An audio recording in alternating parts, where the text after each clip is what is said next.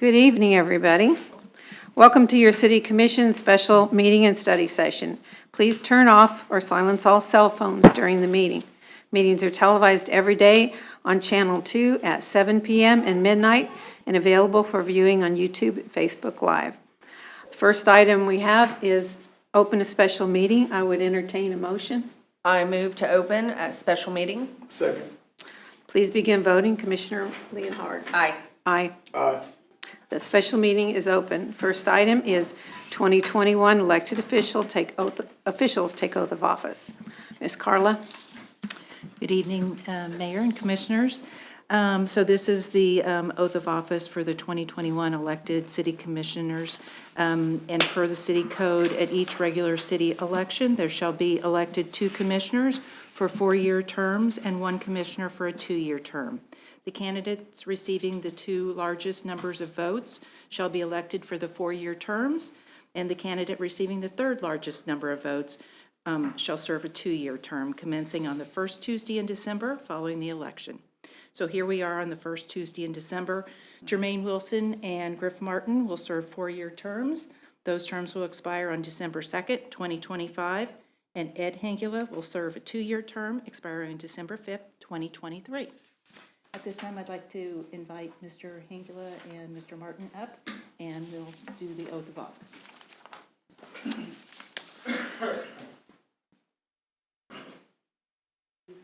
Okay. We're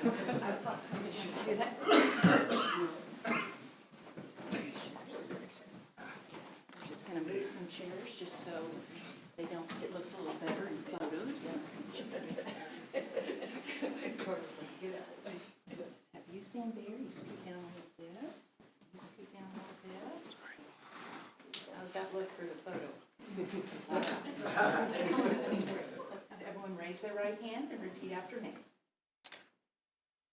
I do solemnly swear I do solemnly swear that I will support that I will support the Constitution of the United States the Constitution of the United States and the Constitution of the State of Kansas, and the Constitution of the State of Kansas, and faithfully discharge and faithfully discharge the duties of City Commissioner the duties of City Commissioner of the City of Leavenworth, of the City of Leavenworth, State of Kansas, State of Kansas. so help me God. So help me God. Congratulations.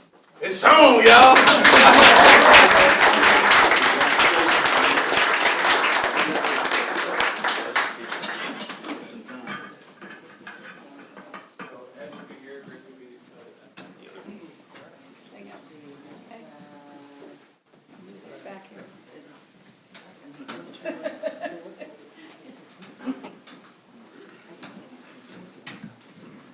Okay, before we close the special meeting, I wondered if our new inductees have anything to say. Sure, thank you very much, Madam Mayor. I would just like to definitely take this time to thank Mr. Preisinger and Mr. Griswold for all the years of service they provided to our city. Definitely does not go unnoticed, and definitely wish them the best moving forward. And I'm really excited to be working with my new team up here, and I know we're going to be able to get a lot of different things knocked out and accomplished for the residents of Leavenworth. And Merry Christmas, everybody. Thanks, sir.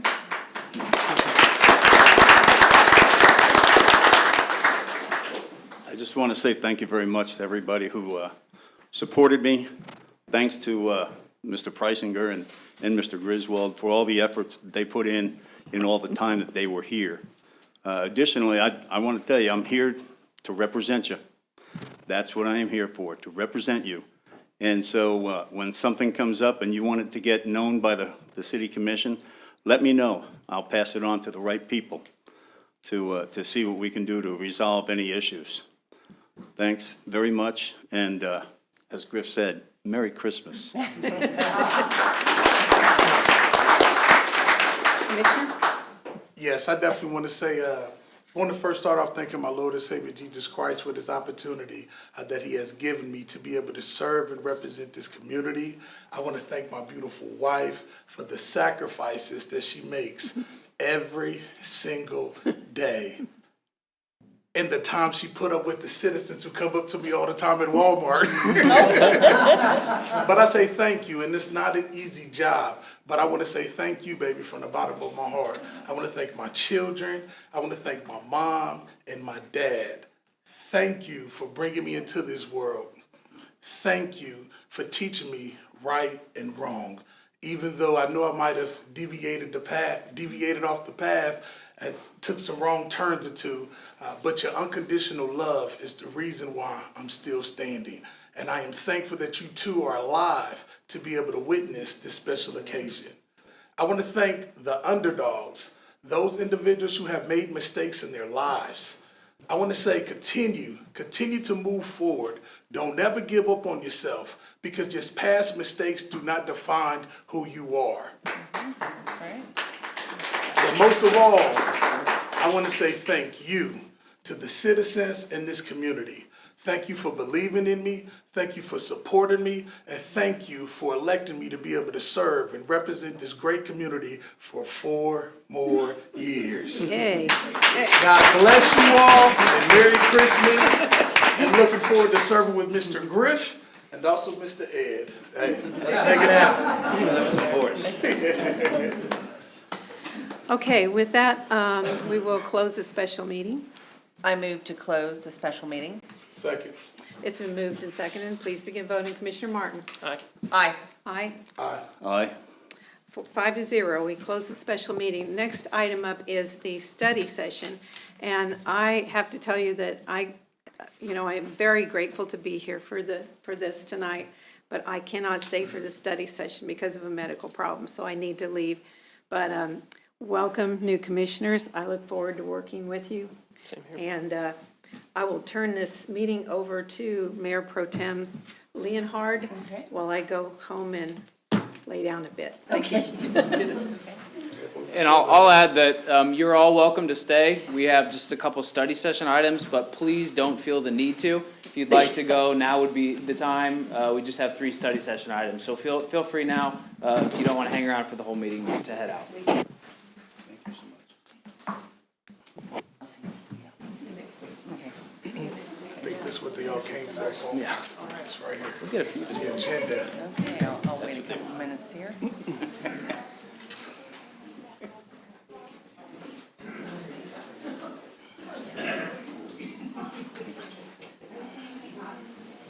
want to start? Yeah, just one more minute. Oh, wait a minute. Okay. Okay, study session. Quarterly report from Leavenworth Unified School District, number 453. Dr. Mike Roth.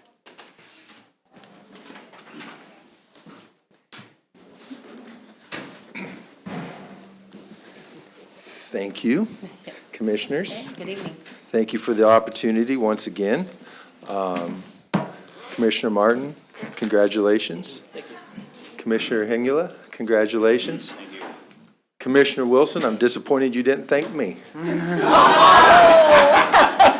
Thank you, sir. And I want to absolutely bless what you said about your lovely wife. Amen. Thank To you. put up with you. Wait, I got off task. I'm sorry. I apologize. She makes me taller.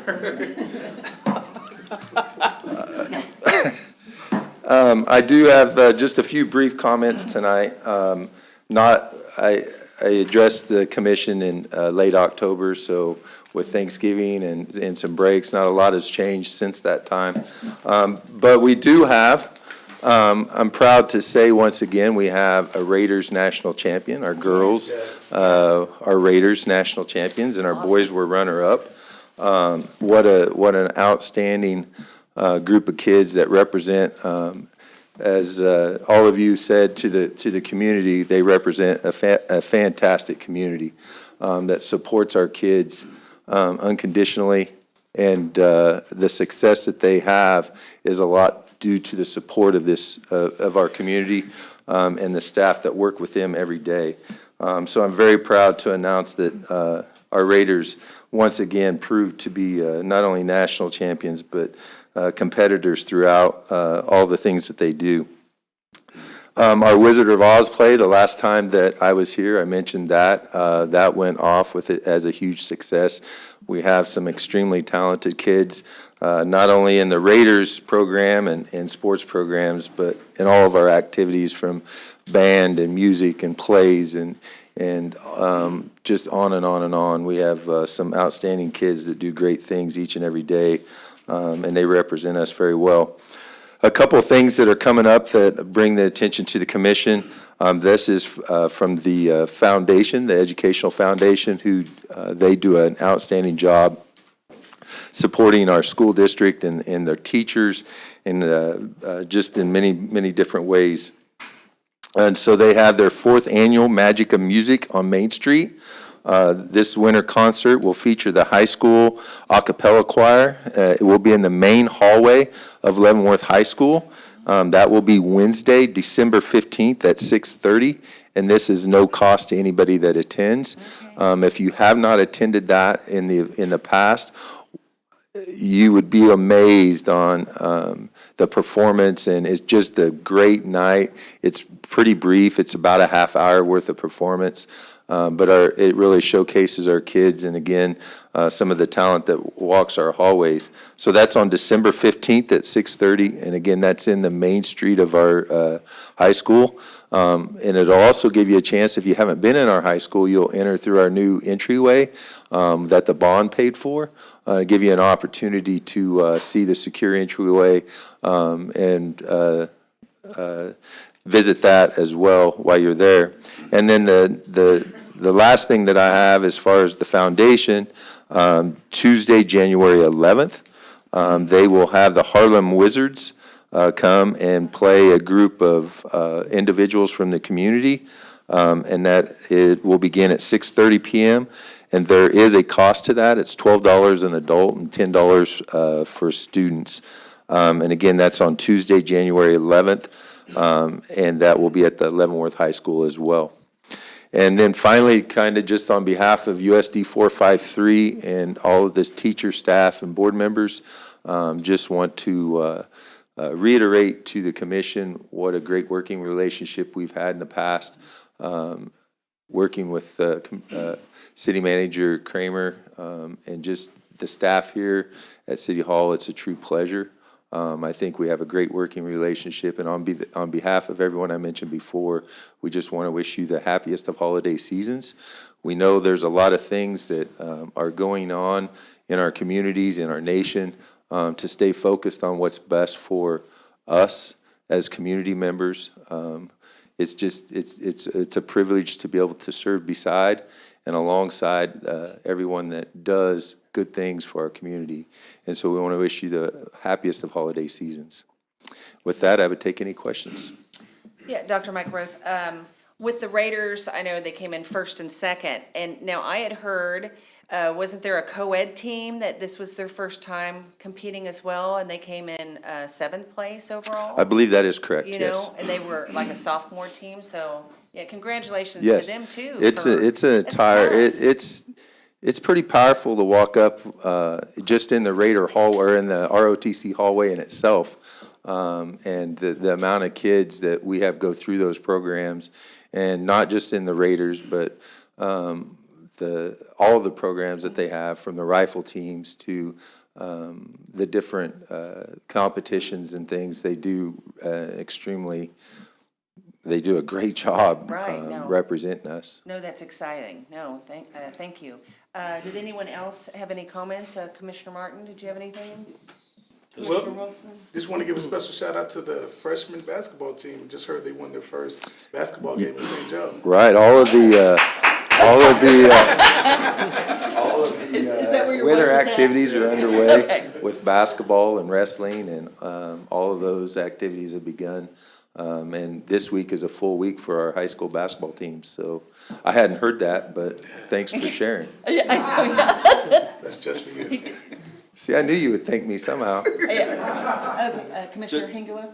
Just congratulations, the Raiders doing that. That was really quite an accomplishment for them. It is. And I was glad to see them participating in the Veterans Day Parade. Oh, yeah. Also. That's awesome. Yeah. So they always look good. That's a tradition. I remember, 3 or 4 years ago, it was like 20 below on Veterans Day or Yes. something like that. And there was like And they were nobody. out there. They were. And they're tough kids, but they also represent what America stands for with the military and the strength. And they set a good foundation for sure. Yeah. I do have, I'm not sure if you all have received or our newest publication, it's our quarterly report. Oh, okay. So I will leave this here. Okay. There's plenty for everyone, and it's really highlights a lot of the things that's happened this first semester within the district. And it's just one way that we try to communicate with our community. Okay. No, thank you, Dr. Mike Roth, and thank you for everything you do. Absolutely. And you have a Merry Christmas. Happy holidays. Happy holidays to you. Thank you. Okay. Next item is the splash pad briefing. This item will be handled by the Parks and Recreation Director, Steve Grant. How fun. Thank you, Paul. Good evening, Madam Mayor, Pro Tem Commissioners. Great to be here with you this evening. I have a few slides here. I'll see if I can manage pulling those up. So tonight I'm here to give you a very broad overview of a proposed planned splash pad that's going to go into one of our parks. Yeah. For several years, there's been inquiries to my department, to the city as a whole, about a second summertime feature where families can go, where kids can go, beyond Woolman Aquatic Center. And obviously, you see splash parks, popping up in cities and towns all across the country. And here over the past few years, there's been a lot of momentum in the talk of a splash park here in the city of Leavenworth. Back in April, during our goal-setting session with the City Commission, we talked extensively about it, leading to a proposal and more discussions in the budget process and the CIP, where we talked about having a splash pad included in the capital improvement program, and it is earmarked for construction next year in 2022. So what I wanted to do is just give you a real broad overview, kind of where we are at right now as a staff. The Park Superintendent, Brian Bailey, who's here also tonight, and myself, been working on this for a few months now, getting the ball rolling on design concepts, on infrastructure. There's a lot that goes into it, where we're going to do it, how we're going to do it, the overall enormity of the project and the footprint. And so that's what I'm just kind of giving you an overview tonight. That's where we're at now and where we're headed and where we're proposed. So that picture right there is a very common picture that you'll see at a splash pad. They're obviously a fantastic amenity for any town, any city. It's a great, safe place for parents to take their children in the summertime to cool off. You obviously, one of the big safety features, obviously, is you don't have to worry about drowning and swimming. There's no standing water. Everything drains into drains, so there's no standing water, which is great, like you see in this general picture here for toddlers, for little kids. So they're a great amenity for that age group. Our plan is to put the splash pad at Hawthorne Park. This is an overhead view of Hawthorne Park.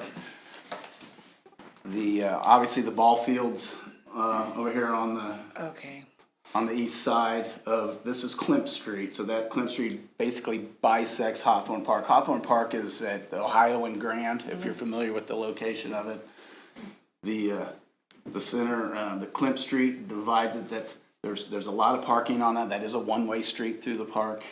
Hawthorne Park is one of our older neighborhood parks, but we have made some improvements to that park and not too long ago.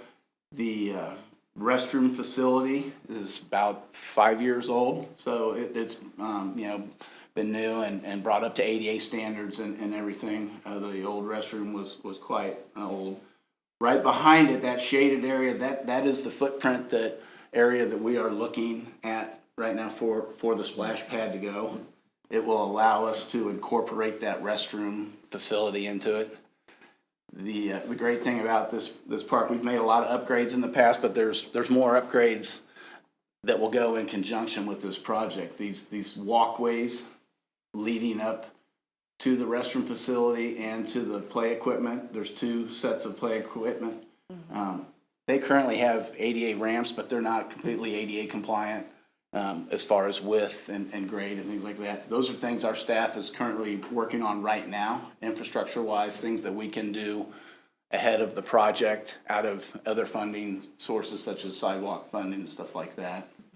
So that's nice to be able to do some other upgrades to this old park as we're putting in a new amenity that is the splash pad. As I mentioned, there are 2 relatively new playground apparatuses. The one up here on the north, they're both about 8 to 10 years old. The one up here on the north is designed for the younger kids, toddlers up to about 5 years old. And the one down here on the south part is for the older kids, 5 to 12. So it's a little more challenging, a little more aerobic activity on it, which challenges those kids in play. The site, it offers, like I said, there's a parking lot up here on the north end as well as on-street parking. So it's going to help. There's a lot of usage in this park, especially during the summer with softball and baseball practices on those fields. And this would just be a great addition to that park where we already have some of the vital amenities that go along with splash pads, such as the restroom. And then this right here also is a shelter, the picnic shelter at the site. So as we incorporate it into this footprint, the sidewalks will come across and you will access, they will go around both sides of the restroom. So we simply basically incorporate the existing restroom into the new splash pad and make it look like it all fits together, as well as sidewalk going over to the picnic shelter, which we presume will become one of our most popular rented shelters real quick like. Oh, yeah. As I said, staff has been in conversations with design, and this is, we're not anywhere close to the end design of this. We're working with a design firm to see what we can do, what we can't do, what makes sense, what doesn't make sense, how it relates to the budget, the infrastructure that we're putting in there. Currently, in the next 2 slides, and a little easier to see it in your packet, but it'll show the different features that we've looked at right now. There's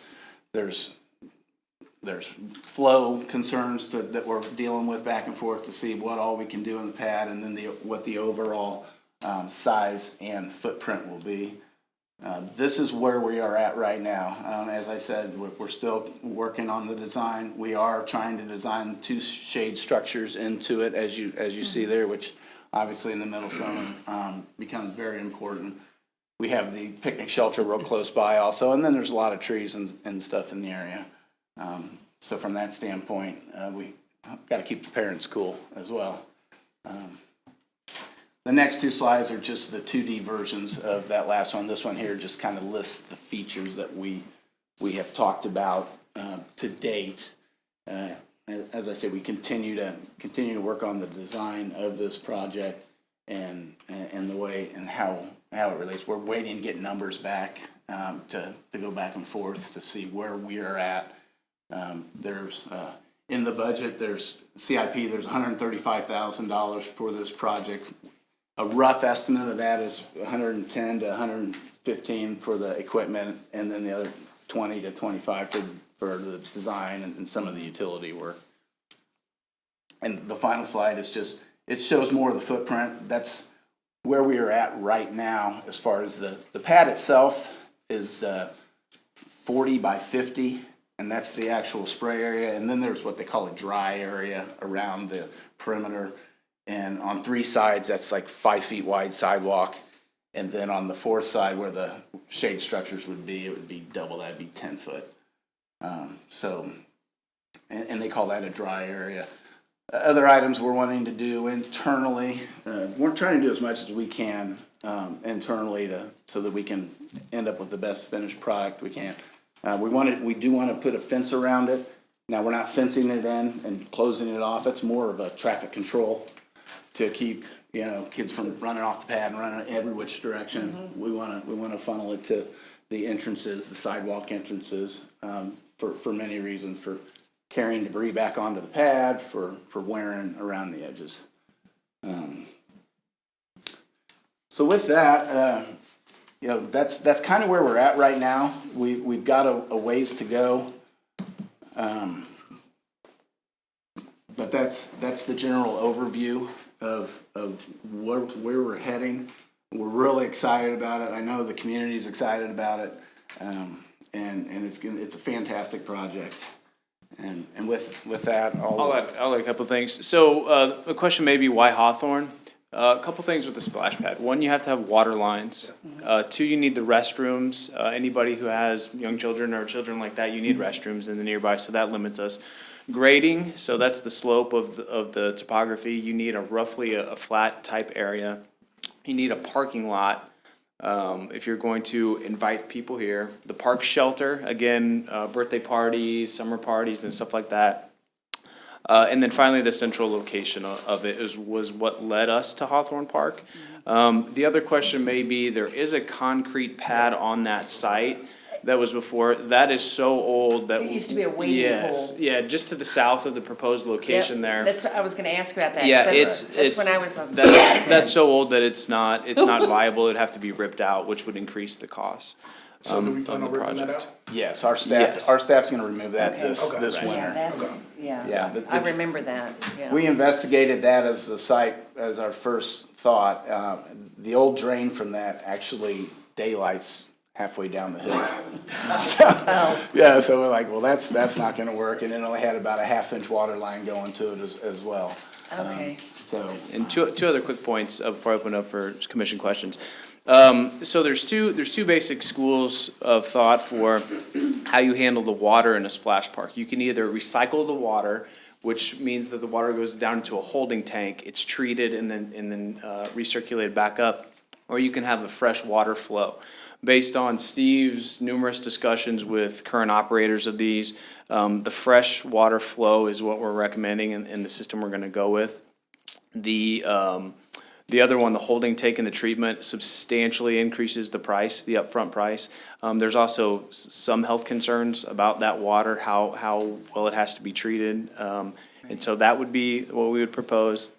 And then finally, the funding source is the CIP, which is funded by the city's portion of the countywide sales tax. So there's a 20-year countywide sales tax approved by the voters in 2015, and the city traditionally does stuff like parks projects. So 2 years ago, we did Stubby Park. This year, we did Doherty Park. We have this splash pad as one we're gonna do next, and then some restrooms at some of the local parks. Yep. So that's the funding source for this item, is the city's portion of the countywide sales tax. And then any questions from the commission? No, the only thing, when, are you looking at hopefully this upcoming summer? that's the hope, that's the Yeah. plan. Yeah, at sometime in 2022. I hope to get this, back, and obviously this will come back before you for approval. Right. Final approval, which obviously will have final design and all of that at that time. And then we hope to have it open. Will it open the same day as Woolman Park, you know, the beginning of summer? That's my hope. That's our hope. You hear a lot of chatter about supply chain issues and this, that, and the other, and, but we're hoping for the best. That's why internally, we've tried to do a lot ourselves, getting things in place, like the water line, new water line going to it, and the new, we have a PO in place for the new concrete sidewalks that I was talking about. So we're trying to get a jump start on it, before we even get the bids. So, Steve, can you tell me just kind of how you came upon the design firm that you did and kind of why you chose them, if you don't mind? Sure. We've used this design firm in the past as they were actually the playground supplier for the Stubby Park playground. So Brian Bailey and myself are very familiar with them. They are members of the Green Bush Cooperative Purchasing Program, and we're able to go through that on this project. Our experience with them with the Stubby Park project and all the playground equipment there was seamless and fantastic and extremely professional. we worked really well with them. They worked really well with us. And we knew that they had an interest in splash parks. They actually reached out to us though, having heard that, I think they did investigation on their own, knew that we had been talking about it with And the had done them commission. before. Right, Yeah. yeah. So they reached out to us, said, hey, we hear you guys are thinking about a splash park. And I've reached out to several other entities in the playground field that I know as well. So that's how we came with them. Yep, thank you. Commissioner England, did you have anything? No. Commissioner Wilson? Okay, no, that's it. Thank you very much. All right, well, thank you No, very I'm much, excited. and I'm excited to be working with the two new commissioners, and nice to meet you, and we're very excited about this project, so. Thank you so much. Thank you. Thank you. Thank you. Okay. Next study session item, State Legislative Agenda 2022. Thank you, Madam Mayor Pro Tem and Commissioners. I'll handle this item. Every year, the City Commission, before the state legislative cycle comes together and reviews the state legislative agenda. At the meeting, which is tonight, the city manager will bring forth a couple key items based on the 2022 Statement of Municipal Policy from the League of Kansas Municipalities. We say that during the session, city staff will monitor bills and issues as they move forward in the House and Senate. A lot of times, we don't know what's going to come up from the legislature, so we monitor those as they come and we review them for their impact on the city. We communicate with our legislators on things we want to see, like a Centennial Bridge, and some other items as they come through the session.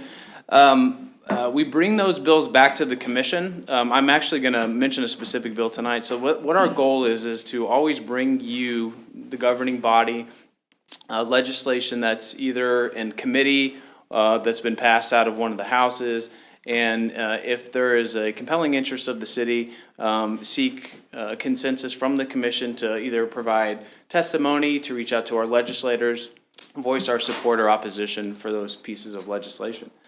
And then per the city commission's goals, again, we do try to bring those to the city commission. Sometimes these things happen quickly. So if it's an item that they require testimony the next day, then normally I will reach out to the commission and see if we have a consensus from 3 commissioners to provide support in those instances.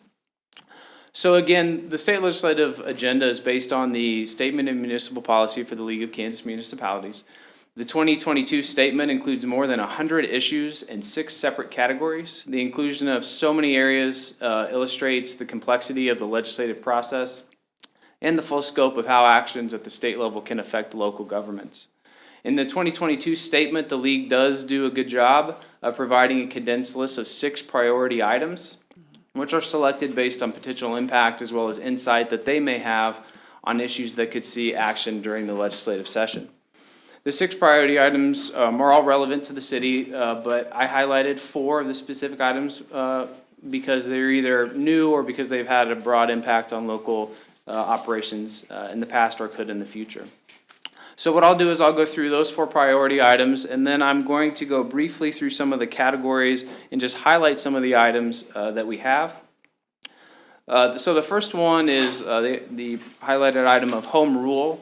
Home rule is enshrined in the Kansas Constitution approved in 1960, supporting local elected officials making decisions for their communities, particularly local tax and revenue decisions. In general, the city as well as the leagues, cities across the state, always look at items as home rule, that the people of Leavenworth elected you to serve as their governing body, therefore you are the governing body best suited to make decisions for the city of Leavenworth. The second one, and this does have a specific bill number, and this is a specific item, this is countywide sales and use tax. The city receives funds from a countywide sales tax. We just spoke about that. How we receive those is determined by a formula. That's KSA 12-192, and the formula is 2 parts. It's a proportion of the total tangible property taxes levied, so it's taxes levied, and then also a portion of that is your population of your city in relation to the county. There is a bill, Senate Bill 87 right now, that would, going forward, change that. It's hard at this point to determine how viable bills are. We look toward our legislators to say, hey, this bill is just in committee, it was introduced, it's probably not gonna go anywhere, but I do always like to bring them to the attention of the commission, because you never know when those bills could come forward. This bill would change that, where countywide sales tax proceeds would stay with the county, and the county would determine the best way to allocate those. As often happens in the state legislative session, this one comes from basically a dispute in one county between the county and some of the entities receiving the funds. And so sometimes a local issue gets brought to the state level. And my job is to bring it to you and say, hey, this is a local issue that now could become a state law and affect us. When it had hearings the last legislative session, it was opposed by a number of cities, the League of Municipalities, the Kansas Association of Counties, and a couple other written testimony from Kansas Legislative Policy Group. So our stance on Senate Bill 87, or the countywide sales tax, would be to keep the allocation in place. Cities in a great many parts of the state, cities create the sales tax. They generate the sales tax. Businesses, the majority of businesses are located within cities.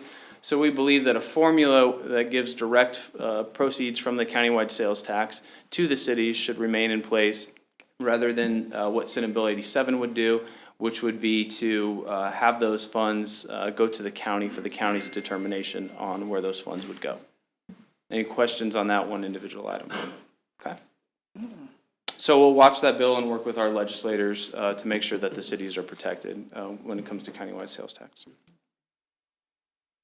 The next item is property taxes. What we have in place right now is a revenue neutral rate. We are under no illusion that that is not the law of the land, and the city would abide by the provisions of the revenue neutral rate. The league has changed its stance a bit, and basically what we ask for is, if modifications are made, that cities be brought into the discussion. We know that these bills, just like the property tax lid before it, they evolve over time. You don't always get stuff right the first time, and good legislation changes as we learn lessons. So all I'm asking for this one is, from our legislators, if there are new proceedings to look at this, to say, hey, do we need to modify anything, that the cities be contacted and the cities' voices heard on ways to improve legislation. No legislation is perfect the first time it comes through. But as part of the legislative process, we ask that we be involved in those proceedings. Mental health, I have to say that I believe the state has done a very good job addressing mental health over the last session or two. The city of Leavenworth, through the Guidance Center and some other means, has seen progress.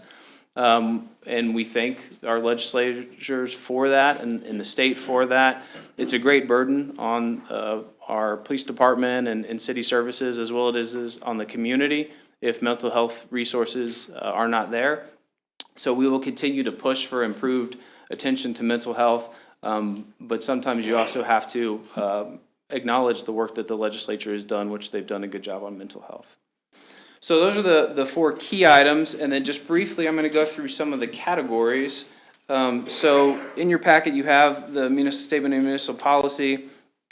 So if you want to follow along, the first one is in finance and taxation. We already covered, this is page 6, we already covered the countywide sales and use tax, advocating for retaining the formula in place. The second one I want to point out is property tax exemptions. There has been a few efforts over the past couple years to exempt industry-specific uses from property tax, most recently health clubs. We don't believe that going down the path of property tax exemptions is the right way to go for cities. Everybody should pay their fair share. Why should certain businesses be excluded? If there are inequities out there, let's find a different way to address those than exempting something like a health club. There are communities where there are tax exempt offerings, like a YMCA, that may offer that. I think that's often the example given. Let's address that in those communities, or that specific, but let's not start going down the road of industry-specific exemptions, so that some businesses may be located next to each other, some are paying property taxes and some are not. So that's the emphasis behind that one. So the next one, let's go to page 9. Page 9 is public safety. Again, two things on that one, mental health, which we've already talked about, and then cybersecurity. So the city does a good job, I believe, internally. We have a firm that does cybersecurity audits on the city, and we've shared a little bit of that from the commission in the past. If the commission would like another briefing on what we're doing for cybersecurity, we are happy to provide that. I know the state has put together some cybersecurity working groups, and then we encourage the state to provide collaborative discussions, training programs, feasibility studies for the impact of cyber attacks. In 2 weeks, you will see, or next week, the city commission will see our insurance rates, our commercial insurance package. We have a cybersecurity provision in our insurance, and the coverage goes up, and the premium went up, and the coverage goes down because public entities are the target of cybersecurity attacks. And so the insurance companies, recognizing that, are making you pay more for less coverage. So we need to work with the state in any way we can to address cybersecurity so that we are in the best possible position to safeguard the data that we collect and then also the funds entrusted to us by the taxpayers. Maybe the biggest day-to-day impact to the city is under infrastructure, page 10. Two ones I really want to focus on. The first one is the Comprehensive Transportation Program. This is the Eisenhower Legacy Transportation Program, and this is where we will get a new Centennial Bridge, a safe, secure, long-term solution to connect the city of Leavenworth east. And it will be through the full funding of that, or adequate funding of that Eisenhower Legacy Transportation Program, that bridge will come. So we will continue to ask our legislators to support that program, the full funding of that program, which will bring us that safe connection point to the city of Leavenworth. The other one on transportation that's very important to the city is the Connecting Links program. The city has numerous state highways that run through the city. We have 4th Street, or K7. We have Spruce, portions of Spruce. We also have Metropolitan. And so improvements on those corridors are eligible for cost shares where we can leverage local dollars with state dollars. Let me give you a couple examples. The intersections of 4th and Marion, the intersections of 4th and Poplar, the reconstruction of 4th Street through the downtown, which we've talked about and is under design right now. And then repaving sections of 4th Street, repaving sections of Spruce and Metropolitan, all can be done through the Connecting Links program, which are cost share programs between the city and the state of Kansas. Going to utilities, the only one on this page 11 is right-of-way. The city has seen significant activity in the right-of-way with our fiber providers.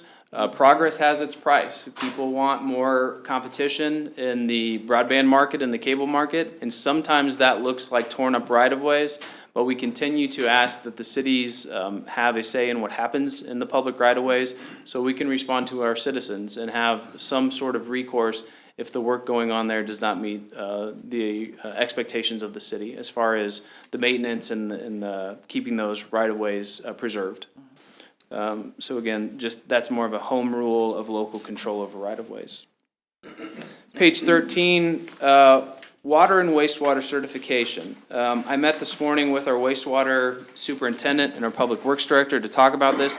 This has to deal with certifying the men and women who run the wastewater treatment plant. You take tests to become an operator 1, an operator 2, an operator 3, operator 4.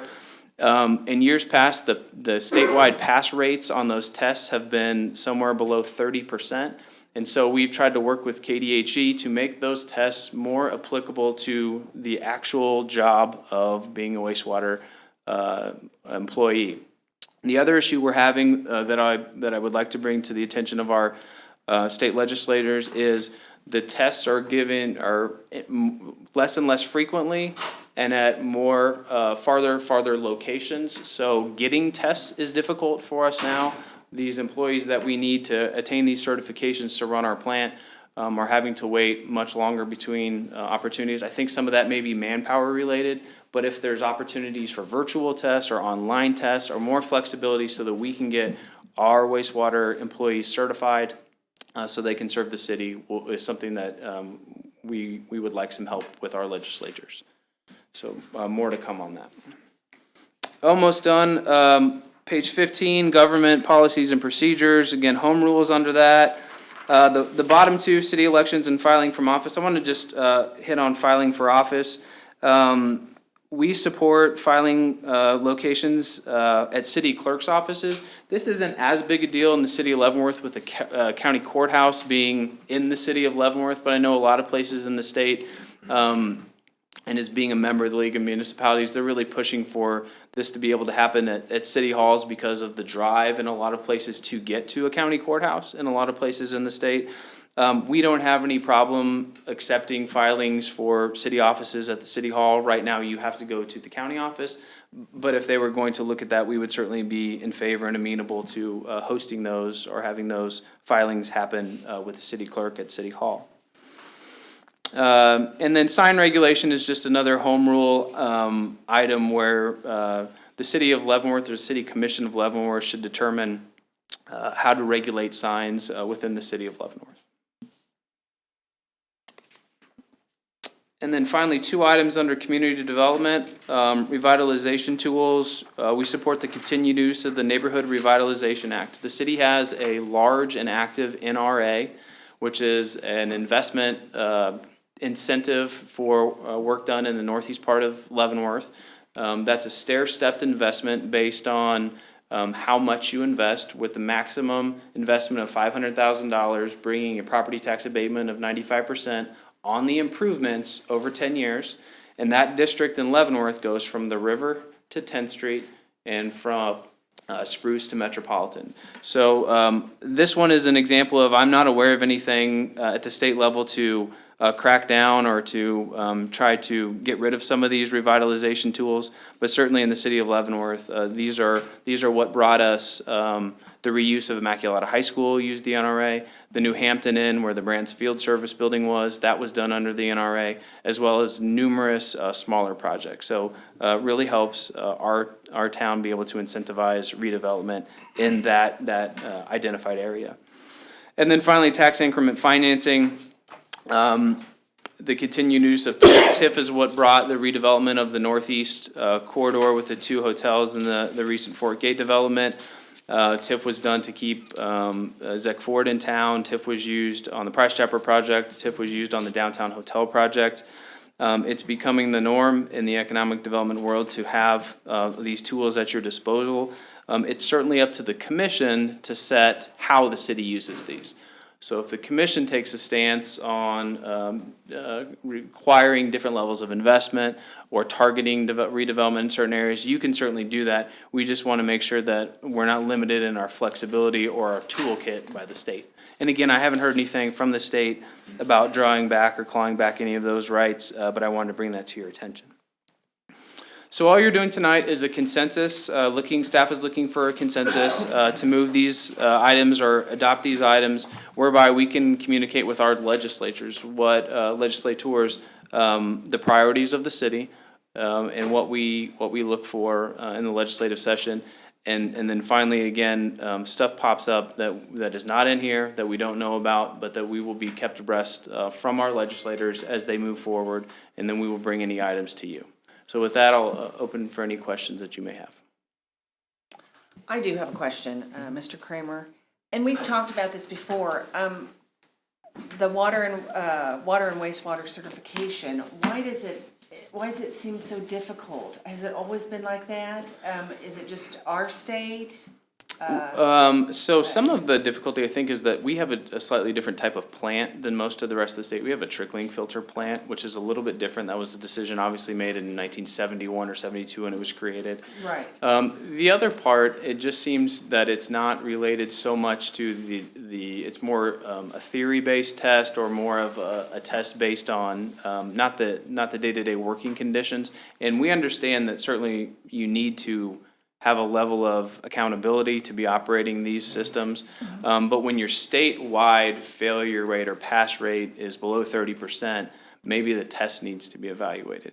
And again, I think they've started to look at it, and the new challenge with these is that not offered nearly as frequently as they used to, and then the number of locations offering these tests has decreased. And so it's harder to get employees to get to take these tests. We have pretty strict requirements on the amount of time a new hire has to attain, your certification for to be a wastewater collector one. And if there's only 1 or 2 tests offered within that time period, it makes it hard. Now, we've tried to adjust because we don't want to lose any good employees because they aren't able to test, but just working with cities to make that testing process easier. Okay, and I know we have the trickling, so, and a lot of the ones, I don't know, probably around the state and United States are more of the churning, so I'm guessing that those are 2 different types of tests. I mean, Or it's is it the just a same. generalized Right, test? right. Yeah, so we'll, I think KDHE wants to work with us and we'll continue to work with them on that. Okay, no, that was my question, concern. Okay, Commissioner Martin, did you have anything? No, not right now. We'll talk more if we have any questions. Commissioner Higginbotham? Yeah, is it a matter of it's a low-density skill set that, there aren't that many wastewater operators that it seems to the state that it's not economically viable to have tests more often? The lack of test frequency is a new problem. The other issue that we'd had before is potentially allowing for, so City of Leavenworth operates also a wastewater treatment plant. And the flexibility for, say, an operator 4, which is really hard to attain, being able to be the operator 4 at both plants, that flexibility where communities could work together is something that we've been trying to work for. I'm guessing this is just a workforce issue, but if this is going to be the new norm, then maybe we can look at some more flexible options, like maybe some online testing or something along those lines. That's not available now? Not that we have access to. Yeah, It'd be at state level. Yeah. thank you. And we recognize they have the same challenges we do as far as, workforce. Okay, Commissioner Wilson? No, ma'am. Okay, Thank you. no, Consensus? consensus. Do we have a consensus? Yes. Yes, okay. Consensus. Okay, well, that's the end of our study session, so let's go around. Mr. Kramer, did you have anything? I do. I apologize for taking so much of your time this evening. So a couple things. First of all, a huge thank you to the University of St. Mary volleyball team. I was contacted by the Lions Club early last week saying that we don't have enough runners for the second delivery of trash bags. They had done it in 2 separate delivery times because of the supply chain of getting the trash bags. I contacted Sister Diane out there. I said, we need your help. We need healthy, strong, active runners. And they provided the volleyball team. Yes. And without them, we could not have done what we did. So we'll look for a more appropriate way to thank them and honor them. But I wanted to let the community know that your trash bag delivery was made possible by those young ladies and the work they did. Yep. As a reminder, next Tuesday night, the meeting does start at 7, but we do have a Kansas Open Records Act, Kansas Open Meetings Act training in here at 6 o'clock. That is open to the public. We'll open City Hall for that meeting at 5:30, and that's at 6 o'clock. And then finally, Lakeview Drive, the city's portion of the Culver's project is complete. And I know they're just working through a few supply chain issues themselves, but I just talked to their owner again, and he's looking forward to it opening as soon as possible. So that's what I have. Thank you. All right, is that in the spring, you think? As soon as possible. As soon? Okay. Yeah. There's some specialized equipment that they're waiting for. Well, I know, well. Yeah. Okay. Okay, Commissioner Higginbotham, did you have anything? No? Commissioner Wilson? Thank you all for coming, and Merry Christmas. Yes, thank you very much for coming and all the support. Merry Christmas. Okay, and I'm looking forward to working with Commissioner Hingeland, Commissioner Martin, of course, Commissioner Wilson, and Mayor Nancy Bowder. So thank you all for coming. It's nice to have a full house once in a while. And so that's it then for tonight. Yep, we're adjourned. We're adjourned. Thanks.